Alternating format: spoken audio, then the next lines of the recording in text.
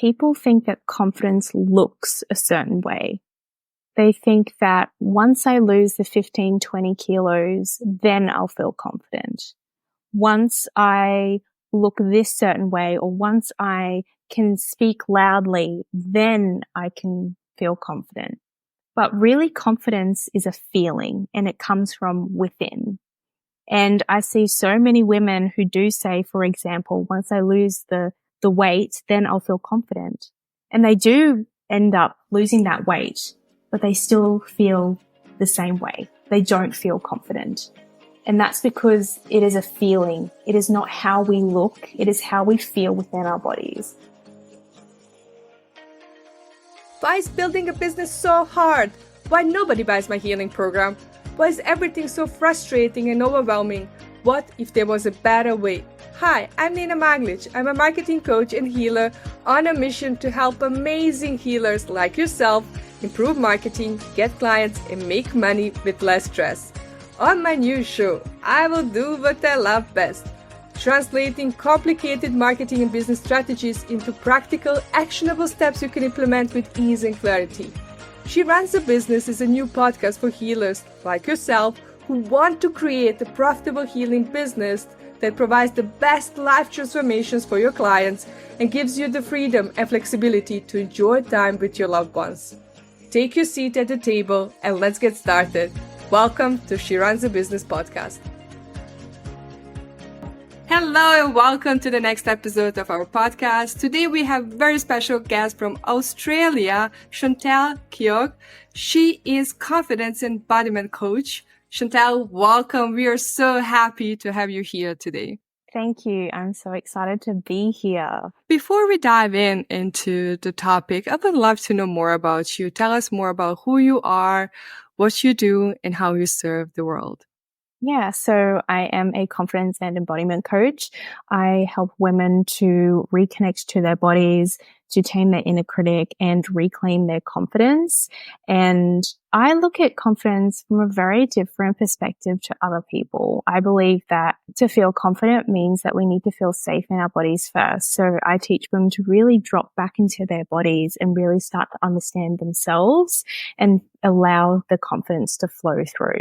What major challenges have you faced in building your confidence, and how did you find confidence within yourself?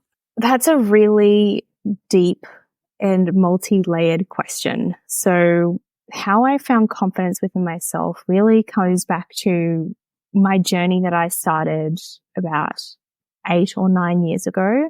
So I always had these goals, go to school, then go to uni and finish uni and get your degree and then go to your dream job.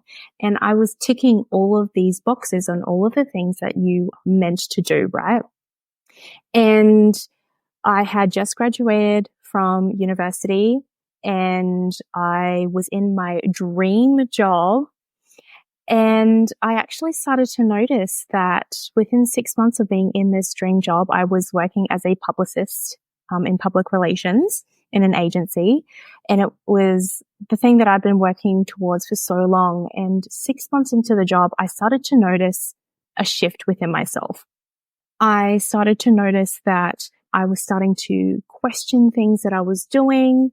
I was noticing that my anxiety, because I'd always been an anxious person, but my anxiety started to grow as well.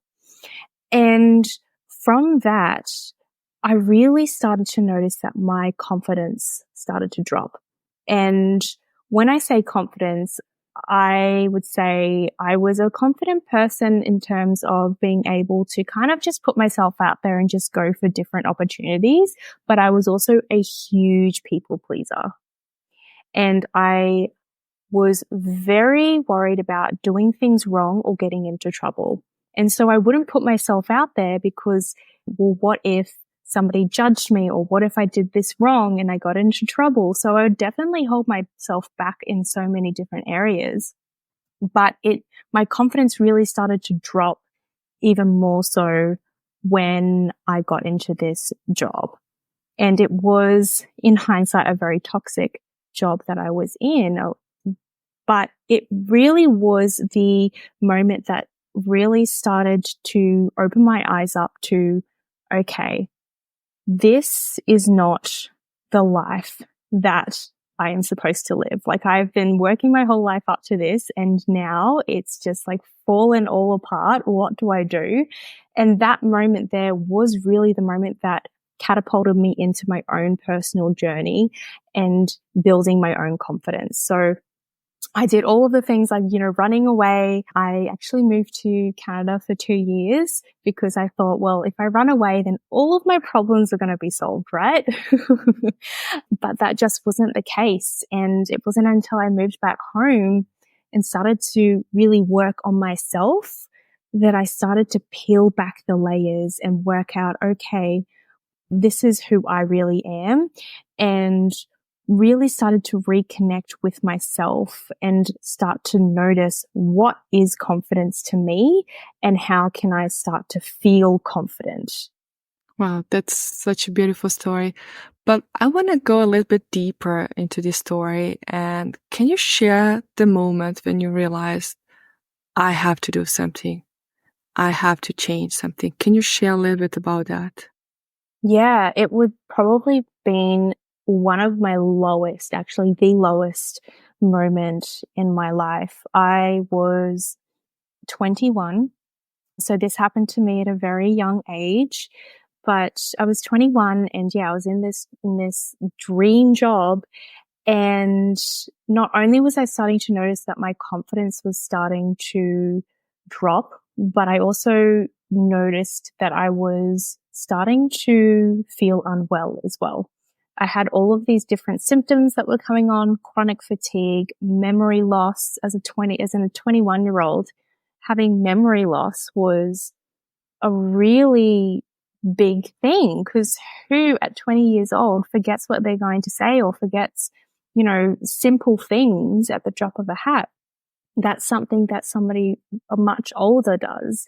And so I had all of these different symptoms that was just stacking on top of me. And with that was even more so affecting my confidence, because I was forgetting things and not being able to perform my job. And my anxiety was so bad that I ended up in hospital. So that was the moment when I ended up in hospital. Like, I have to do something to change. I can't keep living like this. I need to do something different. I don't know what that is, but what I'm doing right now is not working. And that was the moment where I decided to quit my job, to move across the world, and to start to discover who I was. Wow, thank you for sharing your inspiring story, and thank you. And I'm sorry that you had to go through all that.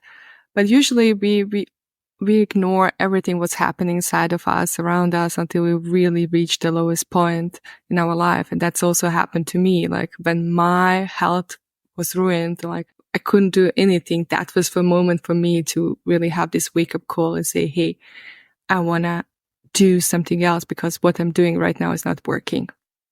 And I think a lot of people have that moment.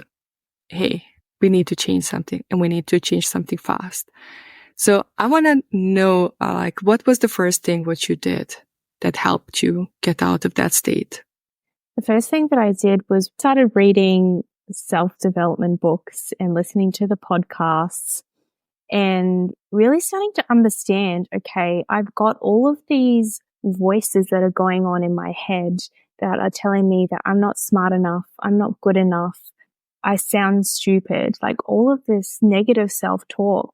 And so my first step really was to start to notice that these thoughts were happening in my head, and then start to catch myself when I was hearing this negative self-talk, and started to change that, because awareness is always the first step, right? And so starting to notice that self-talk and then being able to switch it was the first thing that I did. The next thing that I did was, I tried so many different things, right? I did so much mindset work. And what I was noticing, that this mindset work was incredible and it was definitely helping. I didn't have that inner critic wasn't talking as loud. However, it felt like when I wanted to feel confident, I had to put on a mask, or I had to force it, or like fake it till you make it. It didn't feel natural to me.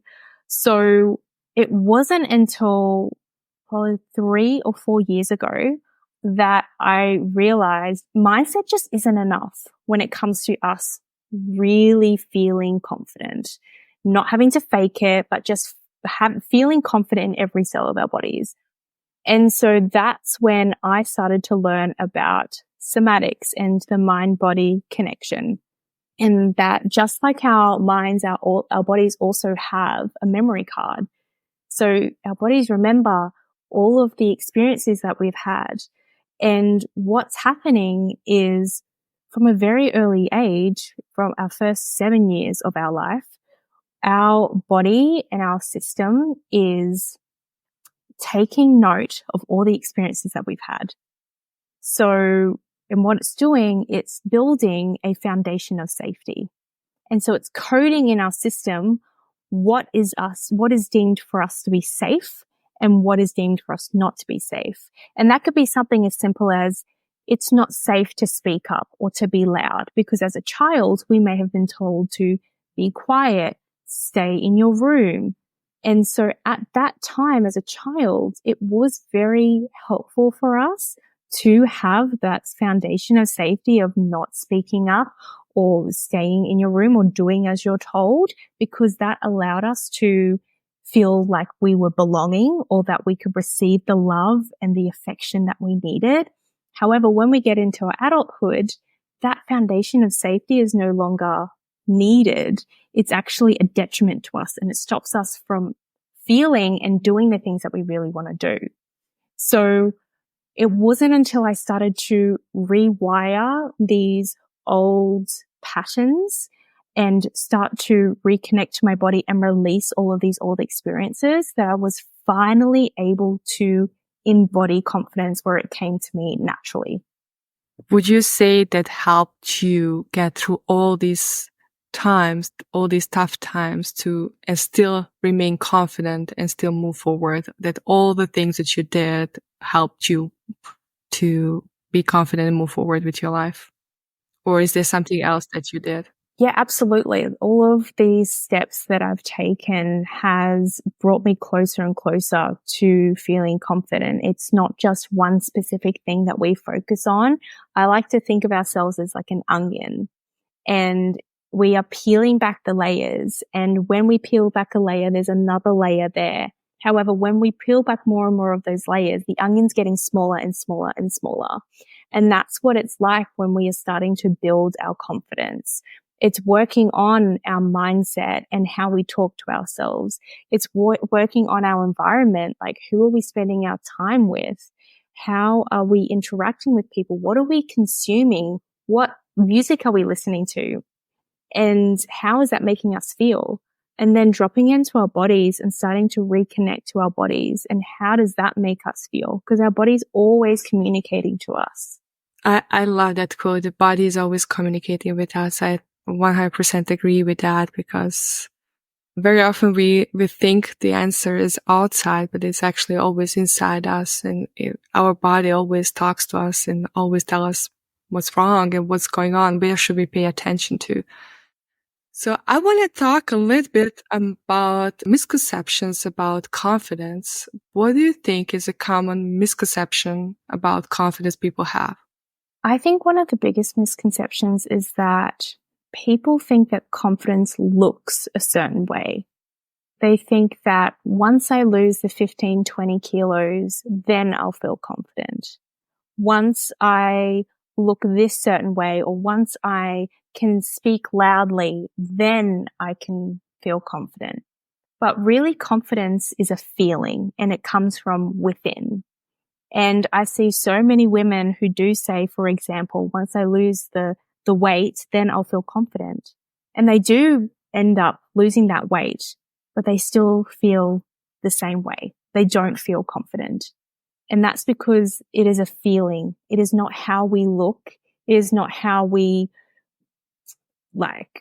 if we speak loudly or softly, it is how we feel within our bodies, because confidence means to trust ourselves. And when we trust ourselves deeply, that's when we feel confident. I think you mentioned also at the beginning of this interview that people need to feel safe to feel confident. How can we feel safe in our body? To feel safe in our body, it's really the first thing you can do is starting to check in with yourself and reconnect to yourself. Like I said, our bodies are always communicating to us. So what I love to teach my clients is asking yourself and checking in with yourself and asking, how am I feeling? And if you can't notice an emotion that you're feeling, do a full body scan. Like, how's your heart feeling? Is it racing? Are your hands shaky or sweaty? Do you have any aches or pains? Because what this starts to do is starts to drop us back into our bodies, because we are so much in our heads and looking externally for the answers, what everybody else is doing, what everybody else thinks that we should do, be, think, feel. And so we need to come back into our bodies and checking in with ourselves and noticing those little aches and pains and how our heart's feeling allows us to really come back in and notice, oh, okay, right now my heart's racing a little bit, or my palms are a little sweaty, or I'm feeling a little like queasy in my stomach. And that can be like a way to really pinpoint how we feel throughout the day. And when we start to notice how we're feeling and when we check in with ourselves throughout the day, we can start to notice when these symptoms come up before we get into complete anxiety. So when we start to notice, oh, I'm starting to feel a little bit anxious, then it's about having the tools in place to then drop back into your body and create safety. And some of those tools are just breathing, taking a deep breath in and sighing out. Do you have any tools or tips for people how they can do it? Yeah, absolutely. So one of them is movement, getting up and moving. That could be dancing. It could be jumping, going for a run, shaking. It's about moving our bodies. That's one of the first things you can do when you start to notice that you're feeling a bit anxious or overwhelmed or self-conscious. Breathing is another one. So taking some deep breaths in through your belly and sighing it out. And another one is going out into nature and just noticing what is out there. Notice the sky, notice the clouds, notice the leaves blowing on the trees. These three things can really help you to drop back into your body and create safety and to feel really calm and grounded. Thank you so much for sharing your tips and your knowledge with our audience. Do you have any personal mantras or affirmations that help you maintain your confidence? Yeah. So what I always do is I do something called mirror work. And mirror work is when you sit or stand in front of the mirror and you first speak how you feel, and then you start to talk to yourself like you're your best friend. So the things I like to say is, I am confident. I am intelligent. When I speak, people deeply listen. I am safe and I am grounded. So do you do these affirmations daily or every night or every morning? Every morning I have a routine. Being a business owner, having a strong mindset and looking after ourselves is so important, but not just as a business owner, everybody, right? So I have a morning routine that sets me up for the whole day. And that does include movement. It includes meditation, and it includes my affirmations in front of a mirror. I want to know, do you have any specific process how you help people become confident? Yeah. Well, when it comes to feeling confident, it is really dependent on everybody's own unique experience. However, what I do really believe to be true is that there are 3 areas that we need to really focus on when we want to be confident. It's our mindset. We want to work on our mindset. We want to talk to ourselves like we're our best friends. It's embodiment. So we want to start to really drop into our bodies and notice how we're feeling and to release all of those past experiences that have been holding us back, where we haven't felt safe to speak up or to speak our mind or to back ourselves or to even speak in front of a crowd. And the third thing is our intuition, starting to actually listen to our bodies and trust that we are intelligent and that we can do this. So those are the 3 areas that I support my clients with is mindset, embodiment, and intuition. Thank you so much for the work you do, and thank you so much for helping people become confident. I want to know, where can people find more about you? How can people connect with you? Can you share more about that? Yeah, absolutely. So everyone can find me on Instagram at chantellouise.co, which is ChantelLouise.co. And they can find me on my website as well, which is exactly the same, chantellouise.co. Thank you so much for being a guest on our podcast. It's our honor to have you here. And everybody else who is listening to this episode, keep working on yourself, because the world does need that love and light inside of you more than ever. I'm sending you lots of love and big hug. My gorgeous friend, I hope you love this episode. If you learned something that is helpful for your business, I would really love to hear from you. Could you spend 30 seconds of your time, go to the Apple Podcast and leave me a 5-star review? This is the only way you can thank me and let me know how much you love this podcast. I love hearing from you. If you have friends who need help with their coaching businesses, share this episode with them and help them grow their business too. Thank you for listening to She Runs the Business podcast.